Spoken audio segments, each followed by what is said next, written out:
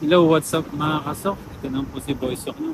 So today mga kasok, trabaho na naman po tayo. So ayan nga po, from train station nagtakad po ako ng almost 1 kilometer. Pero 1 kilometer na rin po kasi kanina nagtakad ako 800 nagpahinga. Dito na ako sa mismong site. Okay, masok pasok na ako sa trabaho. Pasok yun nga po na-cancel yung activity ko. Kasarado yung door. Okay, start na po ako ng paglalakad sa pag-uwi. Ayan po, naglalakad na ako ngayon. Medyo tahimik po dito sa lugar na to. Napapansin niyo parang wala pong tao. Hindi ko alam dahil po uulan o dahil talagang probinsya itong pinuntahan ko.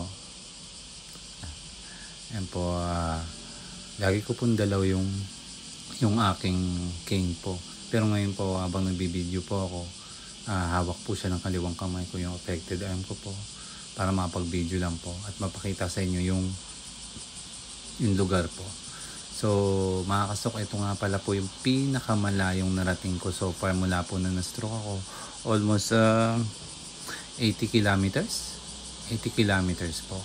So medyo malayo po siya mula sa bahay namin. Kung sa Pinas po, so from Cavite ata Pampanga po yung trabaho ko. Para mga ganun po. Yan po. Pansin nyo, sobrang tahimik. Ang lakas po ng hangin. Pero okay lang. At least kaya naman. Ay, nakita nyo po yung cane ko. Ayan po, nasaan po ako. Crossing po ng tren.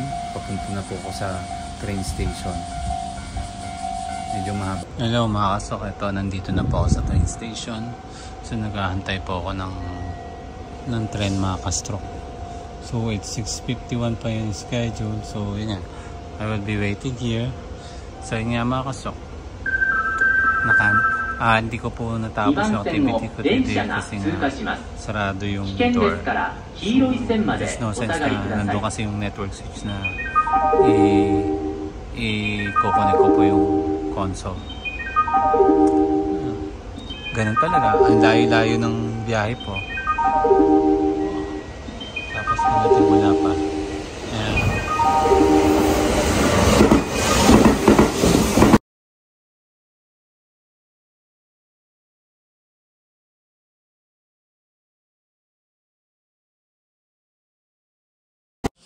Ayun mga kaso, lumipas ang isang oras. Nandito na po ako sa Nagoya Station po.